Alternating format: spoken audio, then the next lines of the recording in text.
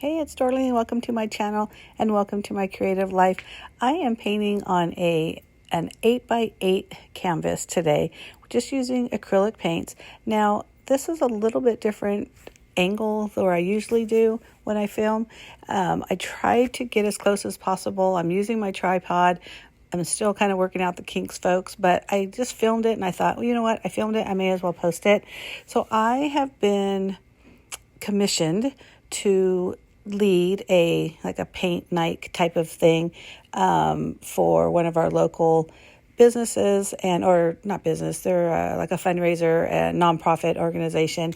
They're going to be doing a fundraiser, and so I said, yeah, sure, I would love to do that. Now, I don't have lots of paints or paintings to show to say this is what I'm going to do.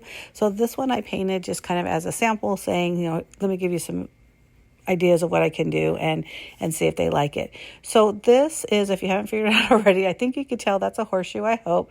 Now, I just used some brown acrylic paint. I mentioned earlier, everything is going to be acrylic paint. So I use some brown. I'm using white to lighten it. And I always tell people when they're painting, think about elementary school days where you combine a blue and a red, you make purple, a green and a yellow, a blue and a green, and it makes a blue and a yellow, and it makes green, that type of thing. Add white, it gets lighter. Add black, it gets darker, whatever, right? So that's exactly what I'm trying to do. I usually look at, okay, what is the amount of paints that I need to provide, and then how do we create new colors based on the paints that is on their palette. So I didn't want to have a dark brown and then like a light brown, for example. So if you can't tell already, like I mentioned, that is a horseshoe in the middle. I just used some medium color blue for the background and added lots of white here and there to just kind of add more splotchy look, and that just gives it more dimension in the background. I don't like just a solid one color. I mean, there's nothing wrong with it. That's just my personal opinion.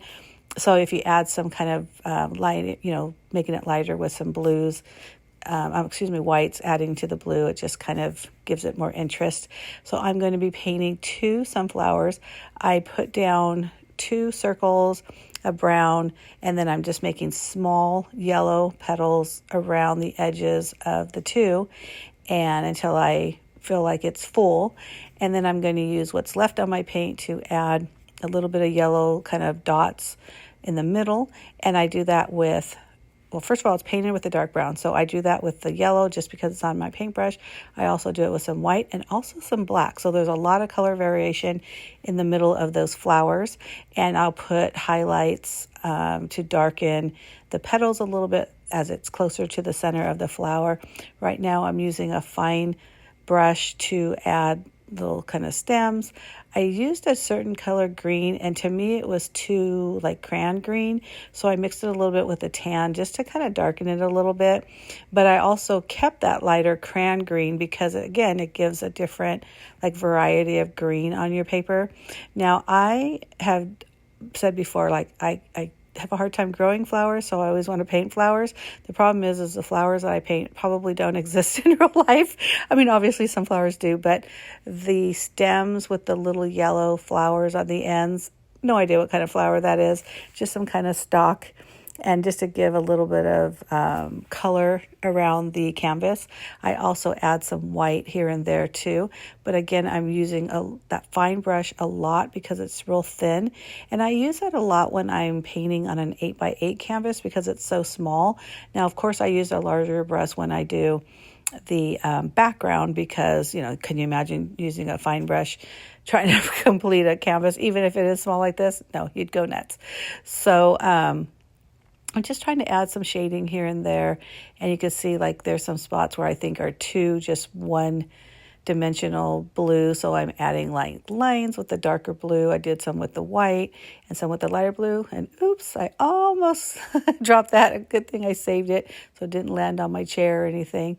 And I'm just going back. Like I mentioned, this is a little bit more white. It's not solid white, but it's got a little bit of yellow with it, and I'm adding more of those little fuzzy flowers as well as some leaves. I like the color of the leaves a lot better. I think as an afterthought, I probably should have made those leaves a little bit bigger because I know that the leaves for some flowers are actually bigger.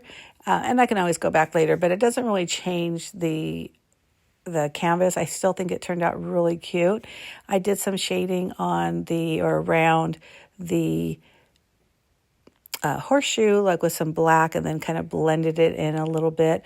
A lot of it to me is, look, you kind of take basic things, and then instead of just kind of a flat one layered color, you really start putting in some highlights with the white, lightening it up, and darker with the lining, things like that. It was just exactly what I did. And I just kept kind of playing with it until I saw something that I liked.